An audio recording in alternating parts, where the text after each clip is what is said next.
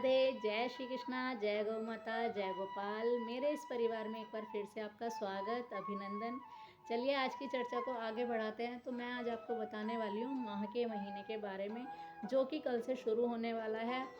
तो उसी के बारे में आपको कुछ बेसिक सी जानकारी देने वाली हूँ, जिससे कि आप कल के स्नान के लिए नियम बना सकें, तैयारी कर सकें।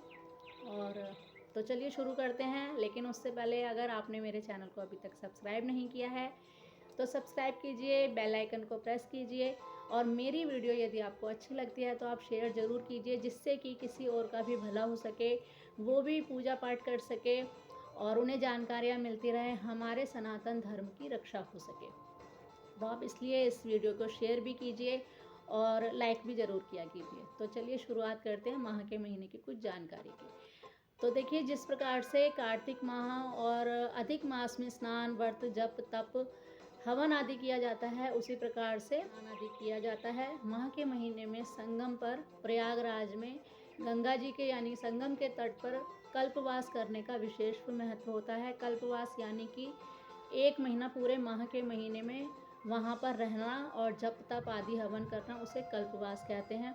यदि संभव हो सके तो एक महीना या जिसके पास जिस प्रकार भी समय हो, 1 दिन, 2 दिन, हफ्ता, 10 दिन, 15 दिन, जैसे भी समय हो उस हिसाब से रह सकते हैं।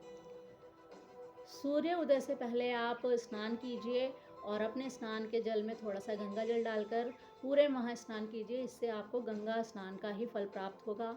कोशिश कीजिए कि आप पूरे महीने हवन कर सकें। यदि संभव ना हो तो आप जितना भी कर सकते हैं, महीने में 1 बार, 2 बार, 5 बार, या जिस भी प्रकार से आप कर सकते हैं आप करने की कोशिश कीजिए। या हफ्ते में 1 बार रख लीजिए, मंगलवार, शनिवार, या हफ्ते में 2 बार, जैसे भी आपको समय मिले। कोशिश तो यही कीजिए कि माह के महीने आप पूरे महीने हवन कर सकें। ना कर सके तो जैसे समय मिले आप वैसे कीजिए।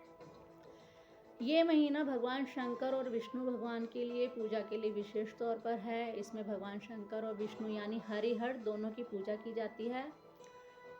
और भगवान हरि को और शंकर को, दोनों को चंपा का फूल अर्पण करने का विशेष फल होता है।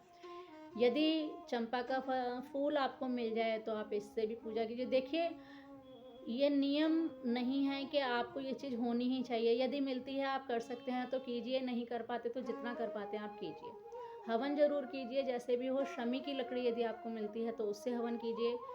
यदि नहीं मिलती तो थोड़ा बहुत भी टुकड़ा आपको मिलता है तो उस हवन में आप उस लकड़ी का छोटा सा टुकड़ा भी डाल देंगे तो वो भी आपका शमी की लकड़ी का हवन कहलाया जाएगा। तो आप इस प्रकार से भी हवन कर सकते हैं। शमी की लकड़ी पर हवन करना भी विशेष फल देने वाला है, बहुत महत्व होता है माह के महीने में। और गाय के कच्चे दूध को नारियल के जल में मिलाकर और थोड़ा सा गंगा जल मिलाकर यदि हम अपने लड्डू गोपाल जी को स्नान कराते हैं माह के महीने में, और उस जल से गर्भवती माताएं उस जल को पान करती हैं, आचमन करती हैं, तो उनकी संतान बहुत सात्विकी, सदाचारी, होनहार होती है।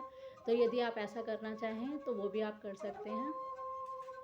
आने वाली वीडियो में मैं आपको माह के महीने की और भी बातें बताती रहूँगी। ये छोटी छोटी सी बेसिक जानकारी इसलिए थी ताकि आप कल की तैयारी कर सकें।